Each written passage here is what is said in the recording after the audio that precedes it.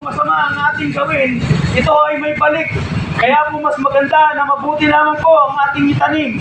Sabi sa Revelation 21 verse 8, but the fearful, unbelieving, and abominable, and whoremongers, and sorcerers, and all liars shall have their part in the lake which burned with fire and brimstone, which is the second death.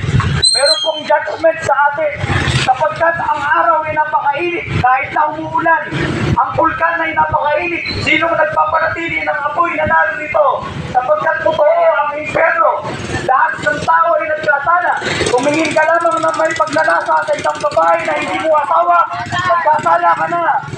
Tumingin ka lamang at magsalita ng di maganda, magalit ka sa iyong kapwa, nagkasala ka na. Ikaw ay nakapatay na. Sinabi sa Biblia, hindi nga tayo nakapatay, pero sa isip natin, yung mga marites gusto mong sakalin, yung mga marites gusto nating saktan, sa ating pag-iisip gusto nating kumante. Ang sabi ng Panginoon, avenge not yourselves. Ano po? Sa akin ang paghihiganti. Huwag kang gaganti. Sinabi ng ating Panginoon. Sa ating puso, hindi natin alam kung saan tayo pupunta. Sa kaharian ng langit ba? O sa ilalim ng impyerno? Kaya po dapat po nating malaman at maintindihan na ang lahat ng ating ginagawa ay may consequence. Meron tayong pananagutan. The eyes of the Lord are in every place, beholding the evil and the good. Ang lahat ng masama at mabuti ay nakikita ng Diyos.